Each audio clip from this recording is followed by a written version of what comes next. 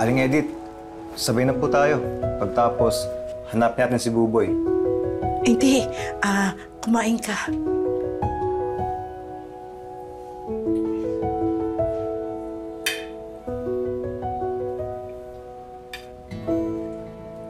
Hindi po ako nagluluto, Aling Edith, kasi hindi po ako marunong magluto. Wala pong nagturo sa akin. Ang mama mo? Si Mama namatay ng breast cancer nung 10 years old ako. Si Papa na OFW, nag-asawa, bumuo ng bagong pamilya abroad. Kaya simula nun, nagpasapasaan ako ng mga kamag-anak. Lagi akong outsider sa mga pamilyang tinitirahan ko. Kaya po ako siguro naging ganito. Sigurista. Gusto lahat planado. Kasi lumaki ako sa pamilyang walang kasiguraduhan. Watak-watak.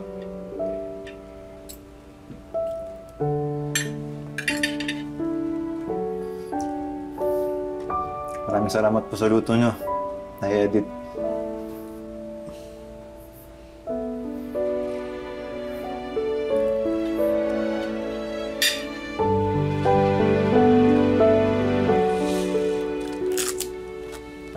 Mauna ka na po, Nay Edith. Park ko lang tong kotse. Oh, sige na. Ingat ka, ha? Sige po. Sir! Parking po kayo, sir? Oo, parking. O tara po, dito po tayo. Pabanti na lang po. Pabanti na lang po. Yan. Sige po, sagad po, sagad po. Hop, hop! Sige po, bawi po tayo, sir. Bawi po tayo. Yan, diretso gulong, sir. Diretso gulong. Sige po, atras, atras, sir. Sige po. Sige po. Hop! Ya! Yun, oh. May bayad ba yung parking?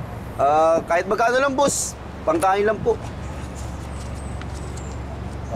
Ba pwedeng 100, bossing? Buboy? Lorenzo Lazaro? Teka lang!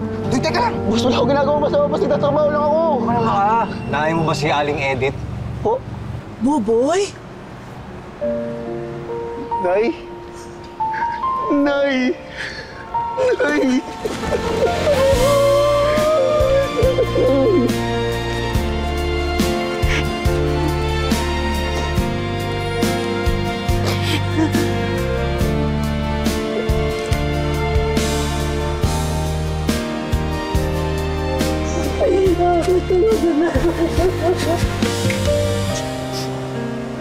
Lagyan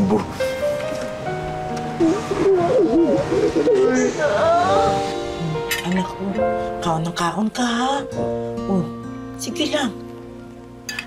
Ayan, payat-payat mo. At yung buhok mo, ang lago-lago. Dapat magpagutit ka na, ha? Apa, Nay? Wala. Oh, higop ng sabaw. Oh, higop. Oh. Bakit di lang kayo magstay dito hanggang matapos yung holidays? For sure, punuan yung mga barko biyaheng Visayas. Nak, sobra-sobra ng tinulong mo sa akin. Nay, basta balik na lang po tayo sa Cebu, ha? Sigurado ako wala tayong babalikan doon.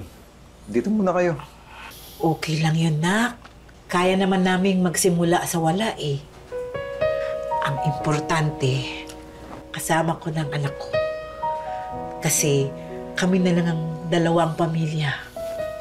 At alam mo, ang mas sigurado pa sa sigurado, kapag kasama mo ang pamilya mo, kahit anong bagyo, kaya mong harapin.